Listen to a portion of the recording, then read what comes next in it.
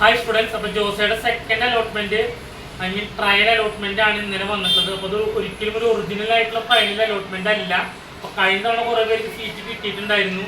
പക്ഷേ ഇപ്പോൾ ജോസ എന്ന് പറയുമ്പോൾ എഞ്ചിനീയറിംഗിലും ബിആർക്കിൻ്റെ എല്ലാം ചേർന്നിട്ടുള്ള ഒരു അലോട്ട്മെന്റ് പ്രോസസ്സാണ്. ഇപ്പോൾ ചില കുട്ടികൾ എഞ്ചിനീയറിംഗ് മാത്രം ആഡ് ചെയ്തിട്ടുള്ള ചിലർ ആർക്കിടെക്ചറൊക്കെ ആഡ് ചെയ്തിട്ടുണ്ടാവും. അങ്ങനത്തെ റീ രജിസ്ട്രേഷൻ ഒക്കെ ആയിട്ട് 20,000ഓളം കുട്ടികൾ പുതുതായിട്ട് ചെയ്തത് ഇപ്പോഴാണ്. കാരണം ലാസ്റ്റ് ഡേറ്റ് ആയിട്ടില്ലോ. ഫസ്റ്റ് ഡേ തന്നെ കയറി എല്ലാവരും ഓപ്ഷൻസ് കൊടുക്കണമെന്നില്ല. അപ്പോൾ അതുകൊണ്ട് തന്നെ ഫസ്റ്റ് ഡേയുടെ അലോട്ട്മെന്റ് നമുക്ക് കിട്ടിയ സീറ്റ് ട്രയൽ അലോട്ട്മെന്റ് ആണെങ്കിൽ പോലും കിട്ടിയ സീറ്റ് പോലും പല കുട്ടികളുടെയും മിസ്സിംഗ് ആയി എന്ന് പറയുന്നുണ്ട്. ഇപ്പോൾ ചില കുട്ടികൾ ഫസ്റ്റ് അലോട്ട്മെന്റിൽ NITs മാത്രം കൊടുത്തു, ഇപ്പോഴാണ് SPAs ആഡ് ചെയ്ത് കൊടുത്തത്. അപ്പോൾ അത്തരം ചില കുട്ടികൾക്ക് SPA കിട്ടിയതായിട്ട് പറഞ്ഞിട്ട് എന്നോട് വിളിക്കുന്നുണ്ട്. ചിലവർക്ക് SPA കിട്ടിയിരുന്നത് നഷ്ടപ്പെട്ടു എന്ന് പറഞ്ഞിട്ട് എന്നോട് വിളിക്കുന്നുണ്ട്.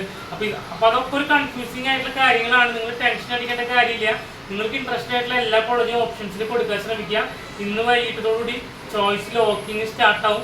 അപ്പോൾ ചോയ്സ് ലോക്കിങ് ചെയ്തിട്ട് നിങ്ങൾക്ക് പ്രിന്റ് എടുത്ത് വെക്കേണ്ടതാണ് നിങ്ങൾ ഫില്ല് ചെയ്തിട്ടുള്ള എല്ലാ കോളേജ് ലിസ്റ്റും. കാരണം 20th ഫസ്റ്റ് അലോട്ട്മെന്റ് വരുന്നത്.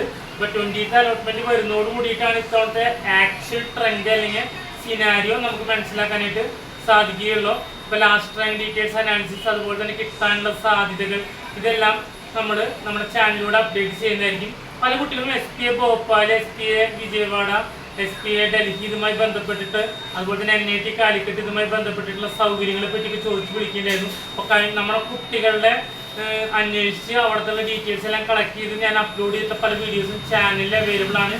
ഞാനത് റീ അപ്ലോഡ് ചെയ്യുന്നുണ്ട് ഇന്ന്. അപ്പോൾ നിങ്ങളതും കാണാൻ ശ്രമിക്കുക. Okay, thank you.